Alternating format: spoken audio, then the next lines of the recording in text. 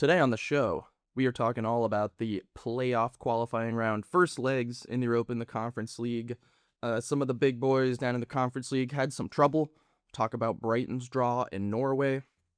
We will talk about Atalanta's draw to Hapoel Tel Aviv. Getafe's dramatic conclusion to their game against Partizan, as well as the Swiss champions getting humiliated in Poland, among many other fascinating stories. That's coming up right after this.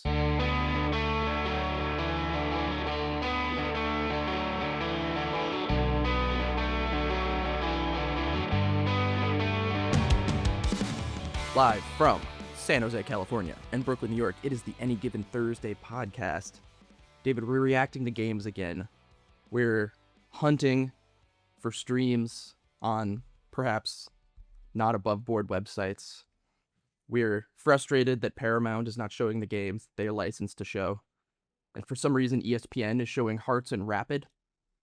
But you can't watch Brighton? What's happening? We're so back. I really do not understand the streaming choices that were made going into this. Paramount must have somehow gotten a deal that doesn't include the qualifiers. No, that's not true, because they've showed qualifiers before. Well, did they re-up their deal? I don't know. That's because what I'm saying. Maybe year, it was an adjusted deal. But last year they streamed the Palace game in what's Norwegian team did they play last year to qualify? Rosenborg? But they had those games. They didn't have many, but they usually Fiorentina or whoever the Spanish team, they'll usually have a couple of the big ones at this stage, and they do not, and it's driving me fucking nuts. And ESPN, it's nice that ESPN has some with English commentary, that's great, but they're really random. They have the Scottish related, a couple of the Scottish ones. They have the rights for, right? Because it seems to be overwhelmingly Greek and Scottish teams.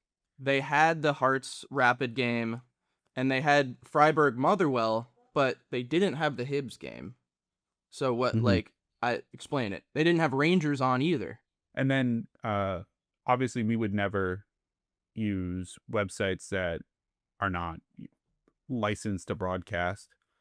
Obviously, right? In the United States, we would never use any pathways to get around our geolocation settings, right? We would never do anything like that. But definitely not. I know that people who did were able to find some streams from other countries maybe being broadcast, which, so if you went that route, power to you if they're not going to give you an option to watch the game. I don't have issues with people pirating games as much as Lega Serie A wants to make it the number one issue in the sport.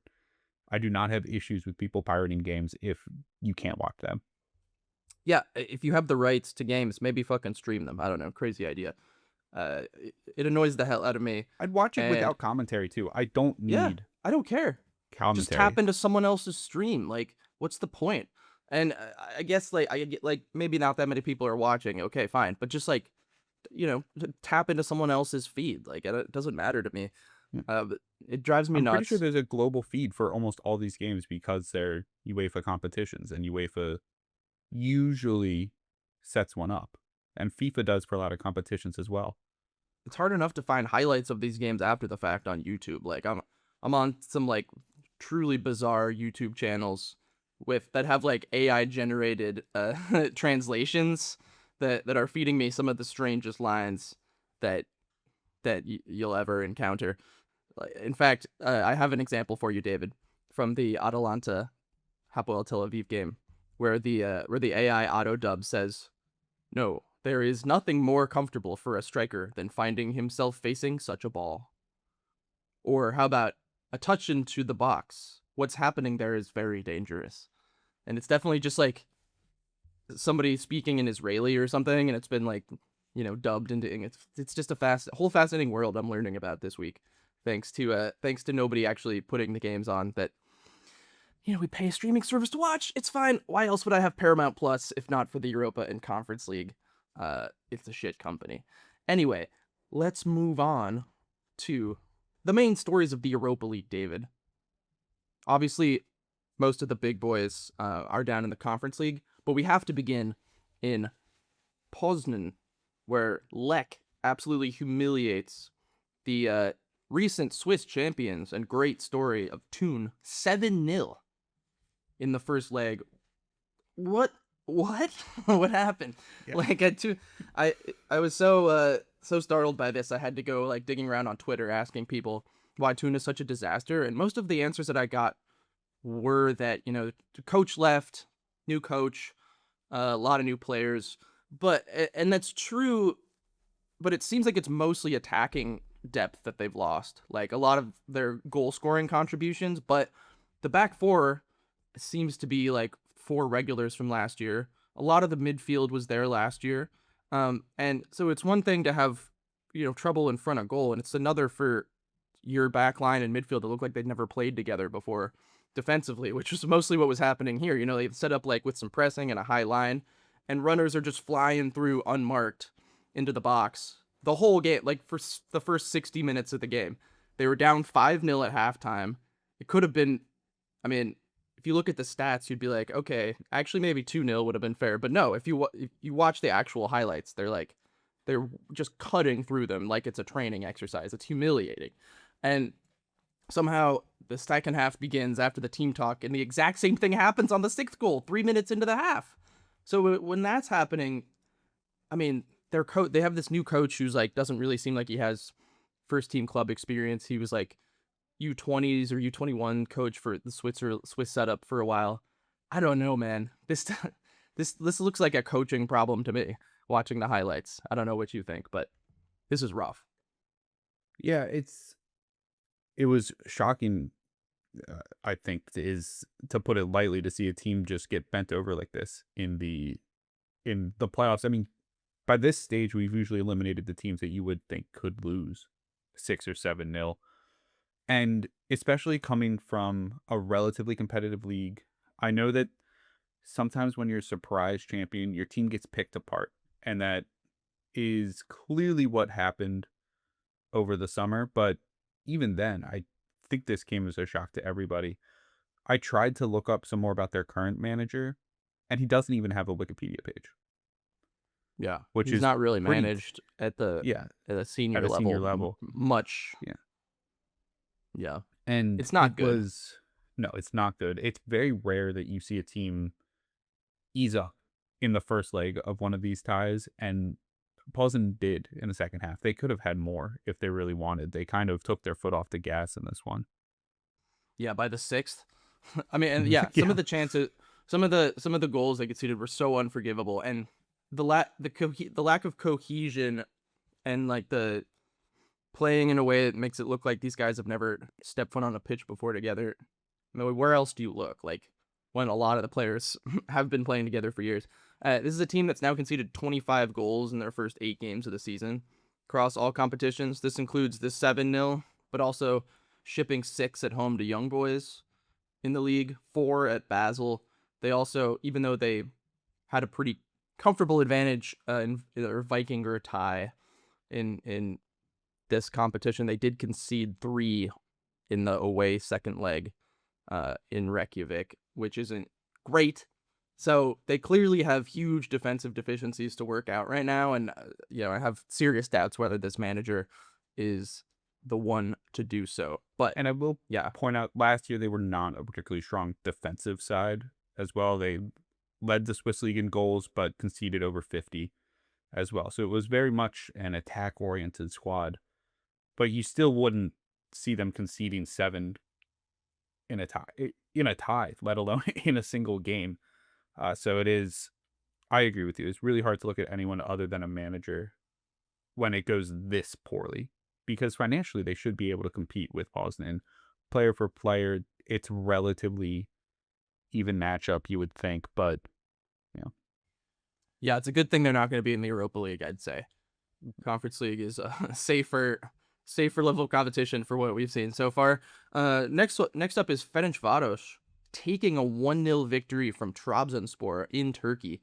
This was a really impressive, classic Ferencvaros, wily Europa League performance. It's what they do, you know. But this was also, I don't think this was, was it Salah's debut, or did he play over the weekend? I think he played over the weekend.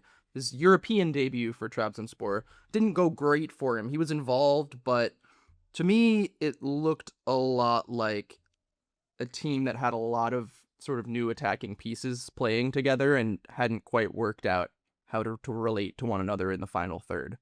Mhm. That was my main takeaway from the bits I watched. Yeah, I kind of came away with the same sense as well. It seemed like they, especially with Salah, who it seemed like they just saw it. All right, we have to force the ball to him. He's the difference maker. He is one of the best players of the last decade. Get him the ball, he'll figure it out. He had 76 touches. You compare that to the starting left winger, who only had 35 touches. And it is, I think that kind of highlights the strategy or lack thereof that Trabzonspor had in this game.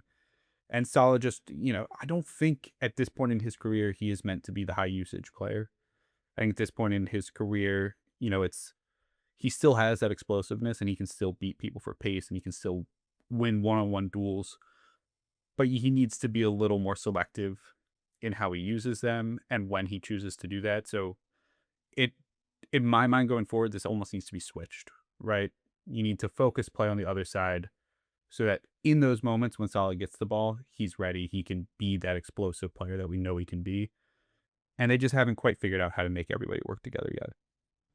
Yeah, we talked before about last week about how many new people they have too. Salah, and then Simsir, Cabral of Cape Verdean fame, Malinovsky, Saviolo, the young winger from that they got off Vitoria. Just a lot of new faces to integrate. And last year, Owanachu up top, the big burly striker, was kind of like their top man.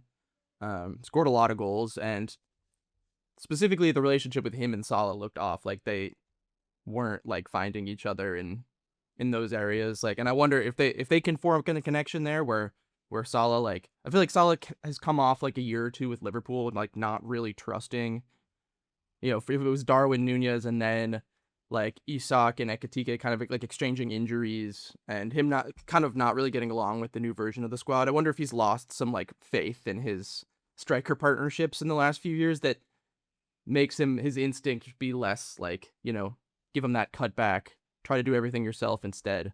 And he needs to slip into like a more sharing is caring version of his game, I think, for this to be effective. But in theory, like Simsir, Mucci, Salah, and Onuachu is like really something to build on in that attacking space, though. Yeah, I think the theory's there, and it's up to the team and the manager to figure out how to make it work. I do wonder a bit, though. Salah has, at least since he left Italy, I don't think has ever really played with a striker of this profile, right? This really, really tall poacher target man combo. Yeah, target in the box. Yeah, in the box, right? He was at his best with Firmino. Darwin Nunez, when they were together, he likes to move onto the wings, which opens space for Salah. We've never really seen him be the player who can pump across into the box, which is... He kind of does with Egypt, though, Like I get, when he has to. Yeah, I was thinking he's got to be more like Egypt Salah, yeah. Yeah, so I think he's, at this point, you kind of expect he'll figure out his role at some point. And once he does, I think this team will be a real threat going forward. And I think we saw in this game, the back line is still very solid. Like, you can trust this team in build-up and defensively. Ferencvaros is just, it's a tough team to play against when you're not necessarily ready for the season. Yeah. And they had both Simsir and Mucci coming off the bench. When those guys are both starting, like, the team is younger and probably a little pacier. Like the lineup they started in this one was a little bit elderly in places, especially in attack, other than Saviolo. So I feel like they'll, like, if this team drops to the Conference League, like, look out. I feel like they could be really dangerous. But Ferencvaros, as you said, catching them at the perfect time while they're still working things out. That being said, we have to credit them as usual because they're always just like finding ways to advance in this competition. Wanted to shout out particularly Christopher Zachariasen, who was the match winner here. He's been a rock solid force for them in attack and midfield since 2021. He's got 48 goals since he arrived from his native Norway. And yeah, 6 goal involvements this season in just 9 matches to kick it off. Trabzonspor do also deserve points, though, for starting 2 Cape Verdean fullbacks in this game. How exciting is that? That is very exciting. We'd love to see that. Very exciting. And finally here on Ferencvaros, our boy Franco Kovacevic, or Kovacevic, I guess you'd say. We had big hopes for him at Ferencvaros after having a baller half a season at Celje, taking the world by storm. He seems like he's been kind of forced out of the squad at this point and is probably going to move again. So that's a bit of a disappointment. We thought this was his time, but maybe he's just not the kind of player that we thought could Might elevate. not be the kind of player. Might have been the wrong move in hindsight. Go back to Celje. Yeah. Just I mean, just hey, let they me could be have playing it. in the Champions League. I know. Made a Be pretty mistake fun. there. But they made great money on him. So, other stuff in the Europa League here, here's a question I wanted to pose to you. Is Benfica actually the favorite of every team in the competition? Because they're really fucking good. And they should be in the Champions League. Maybe outside of like Juve and Milan, I think they're just like straight up could beat any of the other teams in this competition in a head-to-head tie. Like, that's how dangerous they are. I'm not sure I'm ready to say they're the favorites, but I do feel like they're probably in that tier of teams where them winning the competition wouldn't be a surprise. You know, I mean, their performances have been excellent so far. They look really dangerous, especially in attack, but they did the classic Portuguese thing of just leaving the door slightly ajar to make the second leg, like, you have to kind of watch it. If you're I don't a know Benfica how did this game end 3-1? Because they had over 4xG in the first half. The first half. If it's just the way Portuguese teams are. It doesn't 21 matter how shots well or in how the first poorly they half. play. The second leg will always be important. They cannot put away a first leg. It's a curse of the Portuguese in these competitions. The goalkeeper for poor AGF here made 7 saves. He prevented almost 3 goals in the game, according to FotMob, which is insane. But yeah, Benfica for most of this game made AGF, the Danish side, look like a U12 team. Like, it's unbelievable this finished 3-1, because this could have been the 7-0.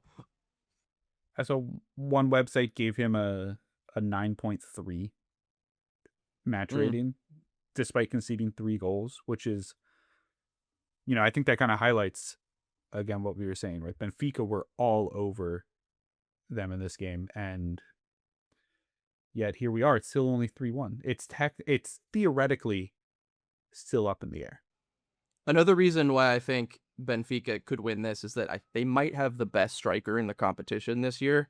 And the person in 2 weeks' time when we do our league phase preview, who I think I will be selecting as my Golden Boot winner in the competition, and that's Vangelis Pavlidis, who's been an absolute fucking goal machine his whole career, really. But this season, he has 10 goals and 6 appearances with the club so far.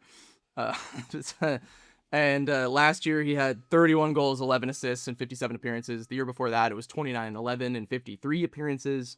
And before that, he was ripping it up at AZ for 3 years as well in the Eredivisie. I think this is gonna come up, I think, over the course of the fall here. But we have a number of young Greek studs. Pavlidis isn't that young, but what is his actual age? Is he 25? 27. So I guess he's in his prime now.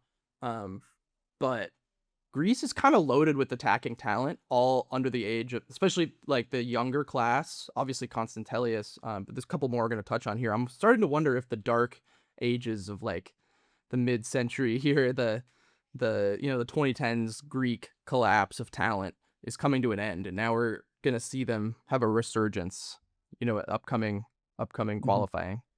Because it's not just attacking talent, right? Koulirakis is only 22, just moved to Roma. He's a great center back. We both obviously are very high on Salakis. I think we've made that clear over the last couple years before, and he's moved to Hull this season. So it's not just attacking talent. They have some really exciting talent in the back as well. It's a pretty exciting team maybe for the 2030 Euros. I'm not saying we'll see 2030 World Cup. Sorry, 2028 Euros. Thank you. I got ahead of myself. I time traveled for a second there. I'm not saying it's going to be a repeat. They should be a Euro qualifier with the talent they have now. Dude, they have to at this point. If they have don't, to. So many teams seriously get in. Going wrong. Yeah. But they haven't been in a tournament for a long time. So, yeah they should absolutely. Speaking of the Greeks, should we quickly mention OFI Crete coming away with Yeah, a 3-0 victory and maybe a bit of a flattering scoreline, the I would say 3-0, so. Yeah. but the Crete have built something really, really exciting. They started 8 Greeks, so it's a very homegrown kind of domestic-based squad and a lot of overlooked talent within the Greek league as well. And then it looks like they have raided a little bit of Serie B as well, bringing back some Greek players and bringing over a couple foreign players from there as well. But really exciting team, I think, going forward. Someone's like leaf blowing right outside my window right now. It's insane. Okay, So loud. I I was can like, did barely you hear start myself I think. thought you started a vacuum under the So desk or fucking something. I was annoying. like, how is he doing that? Uh, How is he but yeah, secretly vacuuming? this was I'm just gonna plow right through it. This was a pretty even game on paper, I think. But yeah, Crete had the moments, and I don't think this tie is over necessarily, but CSK didn't do themselves any favors because their player Brahimi got himself sent off for taking a swing at somebody in like the 79th minute. And that probably cost them the third goal that came in stoppage time in front of a quite good crowd, I thought, for a qualifier like this. Pretty good atmosphere. So yeah, it's a fun story to track throughout. Another fun Yes. story, seen Trouden didn't play great for most of their home leg against Ammonia Nicosia, but they did play a lot better in the second half and end up earning a 1-0. Is that enough going back to Cyprus? Don't know. But, either way, we're going to be watching them in one of these competitions. So, Is bit that of how you fun. pronounce it? St. Trouden? St. Troiden. Okay. This was one I wasn't really sure because I hadn't heard about them much I think it's until actually, the end of last season. Troiden. I think Oiden. Troiden? Oiden? Okay. Sint Troiden? Something I hadn't like that. really heard about them until late last season when they were kind Yeah. of making this push toward European football. And over the summer, I've read about some of their, like how they've built their squad and getting into European football, but I haven't actually been able to hear anybody pronounce their name like the official way yet. Very St. Gilloise coded, huh? Mm-hmm. Yes. Same colors and everything. Yeah, elsewhere, Anderlecht handled going to Asia midweek exceptionally well, running away with the tie by halftime against Kairat Almaty. They had a weird bad loss over the weekend, but other than that, Anderlecht have looked super good to start the season. Interesting products from the Belgian league so far this month. Fascinated to see how this develops. But yeah, Anderlecht look like a pretty safe bet to hold on to this thing now and go into the league phase. All right, should we run through the rest of the scores? Just wrap it up. Yeah, so Jagiellonia beat the hell out of Iberia at 1999, although I thought that was a little bit harsh on them. It seemed like everything happened in this game, right? Like you had a controversial penalty, you had a penalty retake because the keeper left his line early. There's cards, it's disallowed goals. It's very much a highlight-filled game. The Mjolby lost 1-0 at home to Salzburg. The another great provincial story across Europe. There are a few of those this year. Probably enough for Salzburg to take care of business at home. Besiktas beat the other Zalgiris, Kauno Zalgiris, 3-0 at home. Ignatia and Lillestrøm drew 0-0. And Ignatia continues their pretty impressive qualifying run this season. A lot of stuff they're looking like a team we maybe shouldn't underestimate in the Conference League phase. Especially if you're a big boy going on an away Europa day. League. So true, dude. So true. Still 0-0. Anything can happen. Yeah, kind of got the better of this game too, didn't they? Yeah, I think they were a little bit on top, arguably. It's a very even game, but I think Ignatia created a few more opportunities. If you had to pick one team to win, it would have been them. And then Universitatea won, Ararat Armenia won. This is significant because if Ararat wins the return leg at home, they'll be the first Armenian team to make the Europa League phase / group stage proper. So that would be pretty exciting. That would be. But let's move to the Conference League to do the big boy check-in. I should get a jingle for that or something. The big boy check-in. Naturally, we'll have to start with the English team because that's what the people want. Brighton traveled to Tromsø, and this is just why we love the Conference League, David, because we have this Premier League team with all the money. They got their fancy analytics and all the best young players on earth, etc. going to one of the most northernmost cities in the entire world. Definitely the northernmost club, I think, in Europe. Is that accurate? I think so.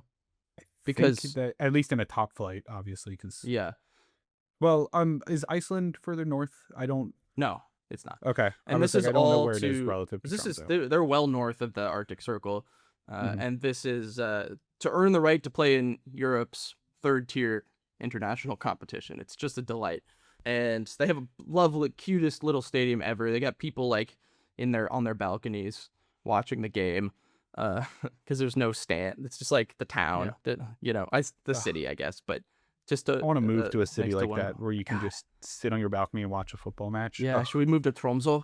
Yeah, seriously. We got to first look at some of Brighton's new kids. Vuskovic being the most famous example. Just bought him from Tottenham for a hefty fee. Malik Yalkuye, obviously Hinchelwood, already on the team. Ibrahim Osman as well joining. Back to the Greek stuff. They have this 19-year-old striker named Charalampos Kostolas. Great Greek And name. it's such a great name. It's just another guy to look out for. I also have no idea how I hung on to Ayari this summer, because he was really coming on strong last spring as one of their better players, and then he had an awesome World Cup, and usually that means the fee gets boosted, and you can't help but move on. But what I've seen, there's not like a ton of rumor churning about him. The rumors with Brighton right now are about Minta, who is actually out for a couple months still with injury, but like United are kind of after him. Like a couple of clubs are poking around him. But I haven't seen a lot of that for Ayari, and he's such a talent. Like, he's so good with the ball. I'm surprised, and that would be a huge boost to their campaign if he stays the whole year, the whole season, that is. Yeah, Brighton, I think they use this game almost still like a preseason friendly, kind of bleed in some of the newer talent. And that's something I hate when teams do, and I'll talk about it later as well. And it's just the approach Almost cost sometimes them. yeah, and the approach some of these teams have is not that of a competitive match. And Tromsø it's not like they're a third tier side. It's not like you're just going to show up and walk over them. It really frustrates me when I watch the big clubs approach the games this way, because it's doing a bit of a disservice, I think, to your team and to the competition. But I also understand, like, your first league game is this upcoming weekend, and that does take precedent. So I've more forgiving when it's rotation of players than when it's like some of the teams we'll talk later who play their starting 11 but don't actually play the game. It's like they didn't play that bad. Like, they had a ton of chances and they just didn't score out of them. But I thought Tromsø did a pretty good job of controlling the quality of chances for the most part. Made them, like, a lot of their keeper Haugaard's big saves felt like difficult efforts that were kind of brilliantly taken. Whereas Tromsø arguably had they didn't have many chances, but they arguably had the two biggest of the game, both sort of bearing down on goal. Verbruggen makes his only save of the game on the first one, which is just a brilliant piece of goalkeeping, best save of the day. And the second one is just a chunk by Isaac Vadabu. Ball just like falls to him in the box, and he just like chunks it out of play. Doesn't even get it on target. But assuming Brighton come out of this next week, this isn't that bad of a result, really, to nil. Especially on the road. They should be fine, right? You're probably thinking you're still okay going home. Yeah, I don't think this is a huge deal, but it could have been a little dicier for them if one of those chances goes in. They just need some clinicality in the return leg. Yeah, did you want to mention anything else about Brighton children before we move on to a fake country in Monaco? I'm not really sure what to think of Brighton going into this, just because they have so many young players. It's the same thing every year with them. We never know. Yeah. It takes a few months for us to figure out what kind of team they are every year. And it's usually the same in the end. The Conference League is probably a great opportunity, though, to bleed some of these guys into the team, right? You can keep a pretty strong 11 while rotating out some key players for younger guys looking for the opportunity. It's going to be a good chance, I think, for a club like Brighton, who excels so well with youth development. Yeah, and for a podcast like this that's so obsessed with youngsters, perfect for us. Another team that has a lot of youngsters is Monaco. They barely eked out a win in an incredibly entertaining 3-2 performance at Górnik Zabrze in Poland. Eric Dyer started. That's very important to me. He was okay. But they also have a bunch of interesting kids, which is not a great way of phrasing it, but something that I have written down. Beereth is not really a kid. He's 23 now, I think. But he was kind of one of our AGT guys a couple years back on Sturmgras and had an excellent season in 2024-25. Got the move mid-season to Monaco, and then had kind of a down season in his first full campaign with them. Wonder if he's kind of on the bounce back, on the comeback trail here. And then, of course, there's Paris Brunner, who is strike partnered in this game, who's a 20-year-old German, and he seemed like he had some juice, didn't he? He did, and I think last year he was on Monaco the whole season. I don't think he played very much, though. He only got like 6 or 7 appearances the whole season, and so I think he is able to take that step forward and become a reliable rotation piece for them, especially with Mbolo being on his way out to somewhere. Not the MLS now, but not the MLS. I think he went to Rennes. Rennes? Okay, I knew the MLS deal fell through, and then there was talk about him going somewhere in the Premier League. There were Ligue 1 clubs interested. I'm not sure. I believe it was Rennes that he landed with. Yeah. But if Brunner is able to step up, I think he could be somebody who's like a sneaky Golden Boot contender in the Conference League, because I think he is likely to get a lot of the opportunities in this competition. Yeah, and Monaco's going through a bit of change too at this stage with some you mentioned Mbolo, but also they made big sales to PSG and Newcastle. Singo left to Galatasaray, and there's the Balogun rumor cycle as well. Whether he will be moving to the Premier League. He was linked to Spurs for a while before they seem to be completing this Marmoush deal, so that seems unlikely now. But could he? Yeah, no, Balogun's been linked Newcastle target. Newcastle, Villa, Barca has apparently reached out. Okay, that'd be interesting. I'm into that. It would be. But yeah, it's hard to say what the odds are right now of him leaving versus staying. But if he does leave, then that's like pretty much all their attacking production gone from last year, other than Beereth. So they're gonna have to. The new generation is gonna have to fill that void, and they're gonna need contributions from the midfield, like they got in this one too. Yeah, from Lamine Camara, who hit an absolute rocket from distance for Monaco's second, which is the goal of the day probably. But yeah, you know how it is with these League One clubs. They just grabbing talent from anywhere. They appear out of thin air. It's just how it is in France. So I feel bad for Górnik here because they're quite good. This draw really sucked, and they could have gotten more from the game because they played pretty well overall. But Monaco just had too much quality in the end, and that's probably how it's going to go next week as well. Freiburg get a 3-1 win away at a spirited Motherwell. Motherwell scored first. It was really nice opening goal, actually. But it was clear to me watching they would not be able to keep Freiburg out for long. Freiburg does eventually equalize in the first half. And then the Scots actually kind of hung around pretty well for a while at 1-1 there. I was pretty impressed by their verve and competence. But then a pretty damn soft penalty and red card combo kind of derails the game for them. Freiburg goes up 2-1. Motherwell goes down a man, and then the new Japanese striker in Freiburg, Goto, comes up with his first goal for the club in stoppage time to really bury the Scots. So I feel kind of bad for them as well, because I think they maybe deserved more from this game than they got. And Freiburg started a little slow, but I don't love that penalty red. I don't love it. It's not much. Yeah. It's not much, is it?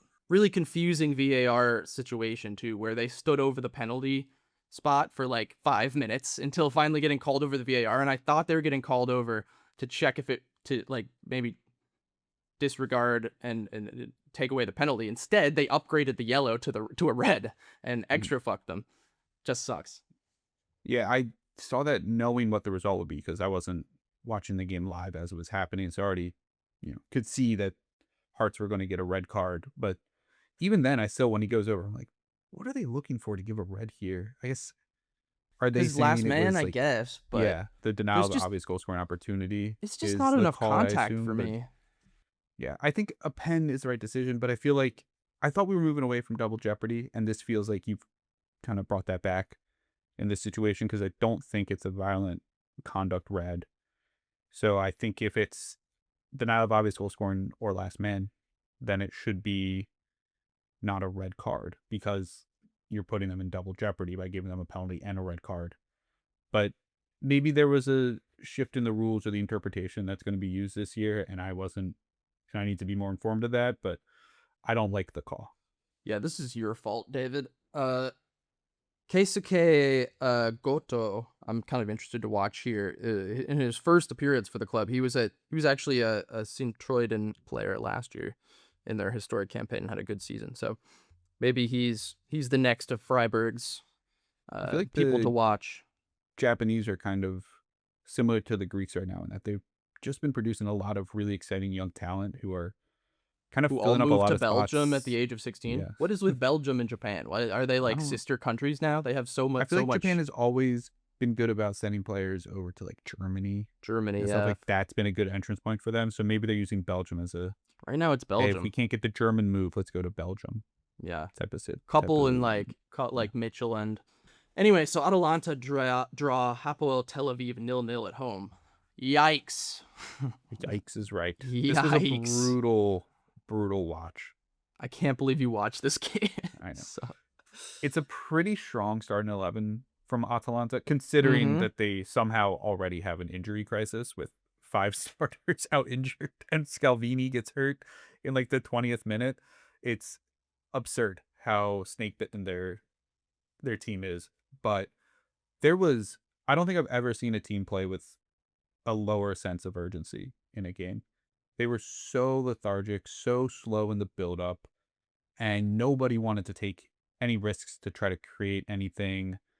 It's the amount of times you would see they lose possession and 10 players just kind of wait a beat before they're like, oh, yeah, sorry, we got to go defend.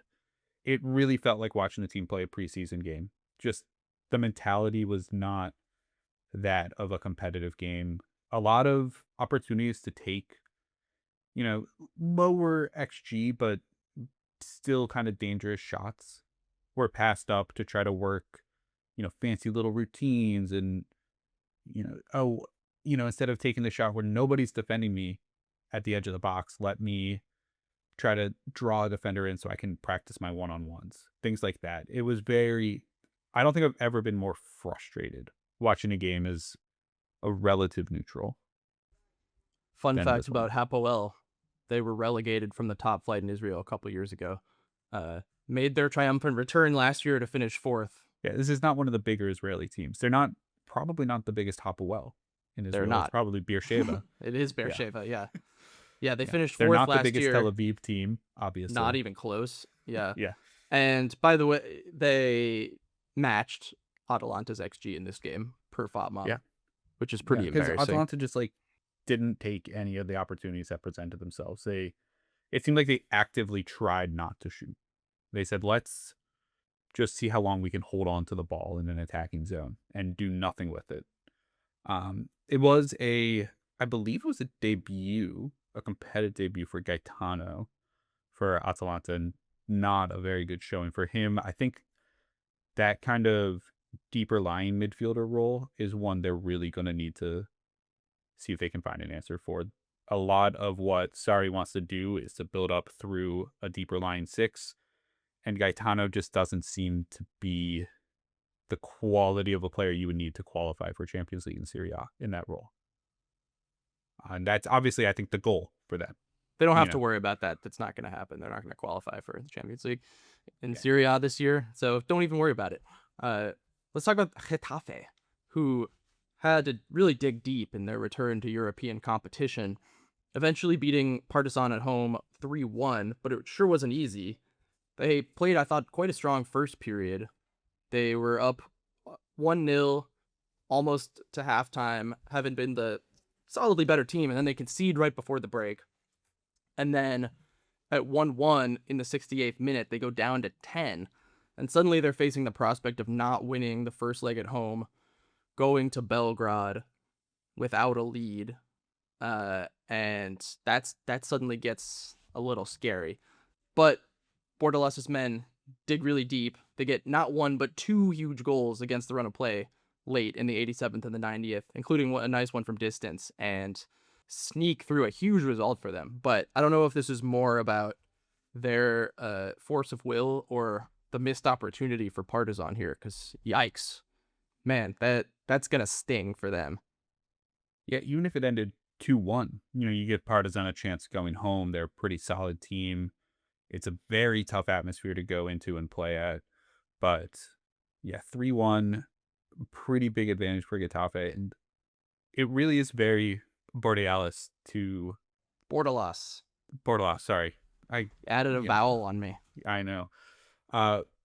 Bordalas he's so like pragmatic and just believes so much in the grinta of this team that to see them go down a man and then score 2 goals in a really tight 1-1 game is so it's kind of perfectly fitting. Getafe. Yeah. He's already yelling at referees in La Liga after games. One match weekend, he's already, been calling out the referees union as being biased against Getafe. So it's going to be a great season for them. Wait till there's a terrible use of VAR in the Conference League. That'll be fun. Dude, he's going to be so entertaining to watch in the league phase. Just him, not the team. The team is going to be an absolute dreadful watch in the league phase. Sometimes they played a pretty good first half here. I'm interested to see what if they qualify. I'm interested to see what their schedule would look like, because the types of teams they play might change how we view them. That's the end of the big boy check-in. Woohoo! Some other biggish games that happened. We had a pretty mad Sion Ajax game. Ajax wins that 4-2 in Switzerland. Their new coach is Michel Urbel, who from manned Girona. Girona for 5 years, you may recall, including that run to the Champions League. They have some new faces. Brazilian striker Marcos Leonardo is kind of the big arrival for them. He tore it up at Al Hilal the last couple years, and pretty excited to have him, I think. I was going to say Marcos Leonardo was a huge prospect when he signed for Benfica, and I think he scored like 1 and 2 for them in his only season playing for them, and then gets sold for big money to Al Hilal. That was, like one of the big marquee signings of, hey, we're not just signing old players. Like, we're going to be signing some of the best young players as well. And it's good to see him back in a competition that we will actually watch. Yeah, he's still only 23 or something. They also brought on Tolu Arokadare. I don't know. He's on loan from Wolves, and he had kind of a banger of a cameo. He scored and assisted. Their new keeper is 34-year-old Marc-Andre ter Stegen. I don't know if you remember that happening this summer, but that's a bit of fun. They also have just another round of insane Dutch center back prospects. Yuri Baas might be the next one to go for big money, or could it be his new 18-year-old running mate from the academy, Aaron Baumann, because he looks pretty good too, and he had a really clever moment, like deking around in something in the box and ripping off a shot. I was like, this is a center back? Good Lord. But anyway, their issue in August so far has actually been they're creating like a ridiculous number of chances and just not finishing them at a high enough clip. And that was kind of the case for a while here, where they fell behind early. But then the chances eventually caught up with Sion and they took care of business. But so they should get through this tie now. Ajax has just been desperate for like a little bit of stability and like refinding identity the last few years. So I think it'd be interesting to have a proper title race in the Eredivisie this year with PSV, and maybe Ajax kind of pushing for like a really good firing on all cylinders version of this club could make a really interesting push in the Conference League and be kind of a different energy than we've seen from like, the teams like AZ and Feyenoord who have made deep runs in the Conference League before. They just have more to offer in the best version of themselves. Yeah, I'll defer to you on the Dutch stuff as well, because I do think the league is probably better when Ajax is competitive, and I think it's nice to get a break from them winning every year. Mm. So that but yeah. But I if think our they're if they're competitions are going to pushing benefit PSV a this lot year, from it because they're usually a very exciting team to watch play. They always have really promising players coming through, and yeah, just a very reliably exciting team to watch. I think at least in European games. yeah, they just need some direction. So maybe Michel can provide that.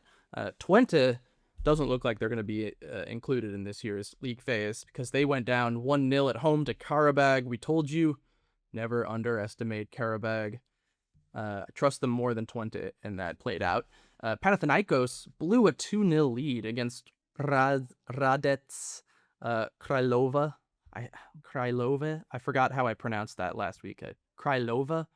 Radets Krylova, something like that. But anyway, Panathinaikos was up 2-0 at home, cruising, only for the Czech side to stun them late with an 89 and 96th minute goal pairing of goals to send them home with a draw. That's a little scary for Panathinaikos going into that second leg. They've been teetering on the edge all qualifiers. They've not looked particularly strong so far. They had a messy year last year too.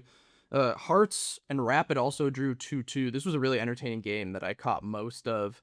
Probably a fair result in the end. And it should be a I would suspect, similarly tight affair in Vienna next week to see who. These are two teams definitely good enough to be in the league phase, so it's gonna suck for whoever loses out. Rangers won 0 Jablonec. Rangers completely dominated this game until a 78th minute red stalled momentum and leaves you wondering, is 1-0 enough after the home leg? They would have hoped to have more based on the balance of play. And now, once again, Rangers fans have to clench their assholes because Lord knows with this club what's going to happen on next Thursday. Couldn't tell you. Braga beat Austria Vienna 2-0 fairly comfortably, I would say. Mm-hmm. Yeah, and good for them. It's pretty rare that you see Braga do anything comfortably in qualifiers of European competitions, but here they are. I have to say, the Conference League is just absolutely loaded. I can't wait to talk about the big league phase preview in a few weeks because this is the most talent we've had in the Conference League, I think, in any year we've covered this by a lot.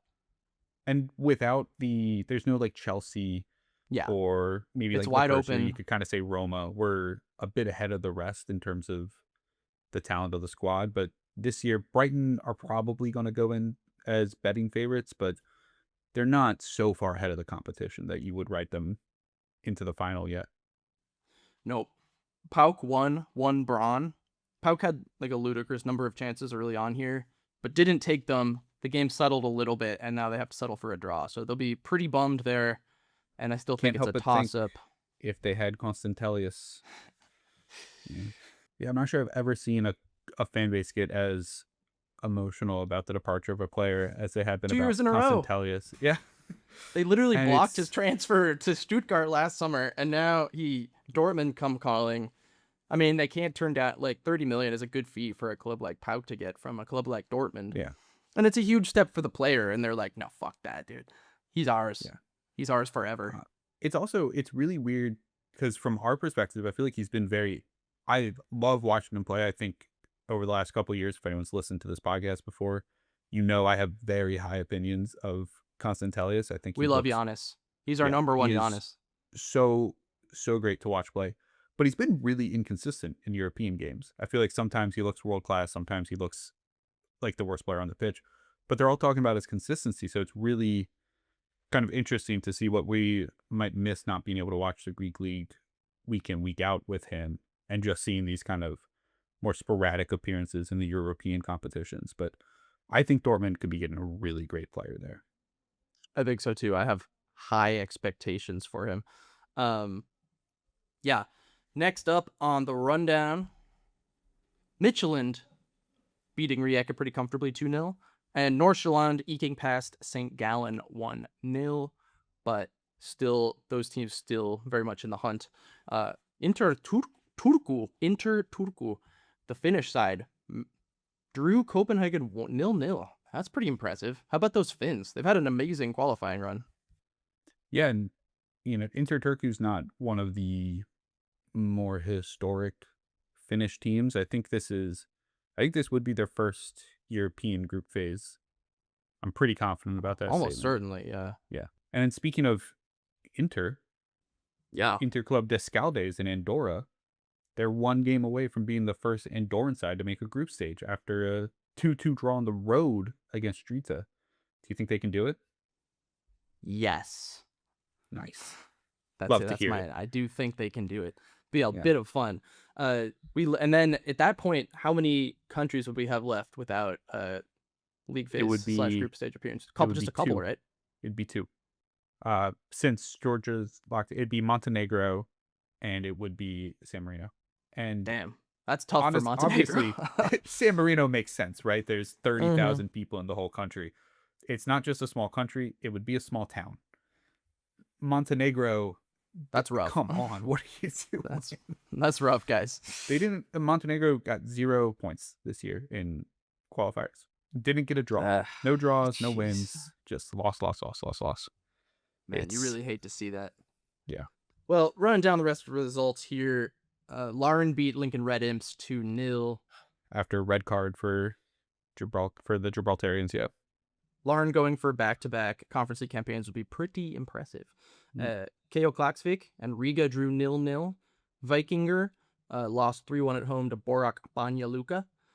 Ghent and Hibs drew 0-0, which is actually kind of a great result for Hibs. I did not expect them to get something from the first leg in Belgium, and now they have a real chance to get through. It'd be kind of funny if we had both Hearts and Hibs in the Conference League phase. They could have a little mini competition to see who finished higher. Scotland really needs a couple of these teams to qualify. Yeah. Yeah. Two would do.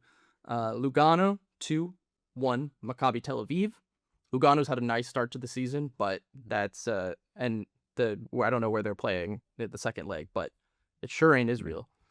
No, I know Hapoel are playing in Hungary, but I didn't check where Tel Aviv are playing. Dinamo City 1-1 Paphos. Dinamo City stays in the mix in that tie. Hajduk Split and Rakov drew 2-2, and Shamrock and Kups drew 1-1. Shamrock had the lead until pretty late there, and then gave it away, much to David's chagrin as a Shamrock lover. Okay, I double-checked where Tel Aviv are playing. They're playing in Batumi in Georgia.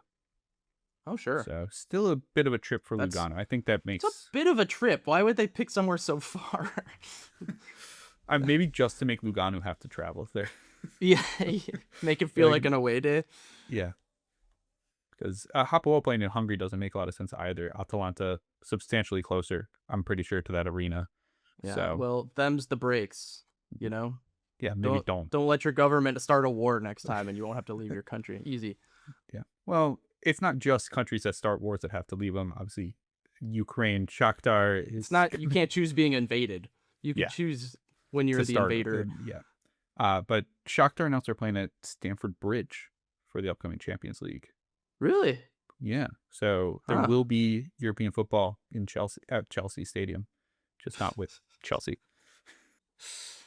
Anyway, do you have a coefficient corner for us today? Should I lead you in? I don't have an update on that because it's really weird to do. We'll save it till next week because most of the points are for advancing and qualifying for the league phase, so it's going to change so much after next week. Well, we'll save it for next week. The only last thing to close with here is I wanted to propose to you a new award similar to our James Rodriguez award, where we track the best young lads in these competitions, since we like to do that so much anyway. The only problem is we need names. I can't think of a name for it. We need the the knight in shining armor to look up to. Yeah, I don't know who that is. The winner this year will get it named after him. Our early thoughts are the Constantelius Award because he, at least from our perspective, kind of broke out. Yeah, it was kind of it was like a highlighting for him to be broadcast throughout Europe after establishing himself domestically. But yeah, we will need to figure out a name for this, but I like the idea. We'll do some. We'll think about it. All right, we'll think about it. Do you have a preferred Cheers candidate for today? There's plenty of options as usual. Yeah, I know. I should have prepared for this.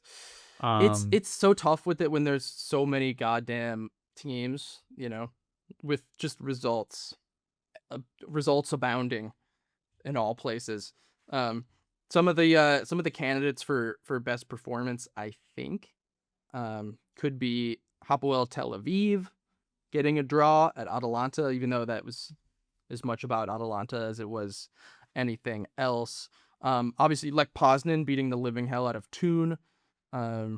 We did enter Turku's manager last week, and he's gone and done and pulled off another really impressive result this week, and I would be totally valid. Tromsø getting a draw against Brighton.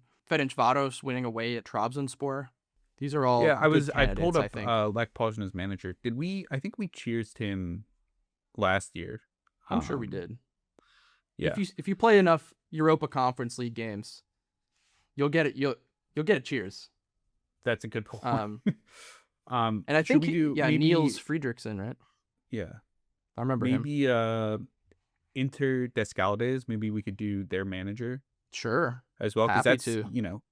Being in a position to potentially qualify out of Andorra is pretty, once in a lifetime. And it appears to be Felipe Ortiz, who he's been there since 2024. Looks like he played a little bit, but not at a particularly high level in Spain. So he's not a manager that I'm particularly familiar with. But if they qualify for the Conference League, I'm sure we will become very familiar with him. His FOBMOB, just his senior career, is 8 matches at Gymnastic in Spain. Yeah.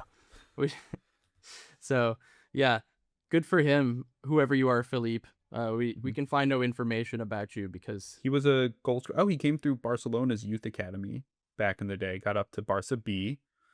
On Wikipedia, it says he played 85 games for Gimnastica and 6 games for the Spain U21 team. Okay, we're underselling you, Philippe. I apologize. He didn't play, but he was on the Olympic roster in 2000. So, okay. Yeah. I didn't know he was Barcelona La Masia trained. My apologies for not taking you seriously, sir. You are a manager of the biggest club in Andorran football. You deserve more respect. But yeah, no, he's leading them on a great journey. So, best of luck to him. Cheers. Cheers. See you next time.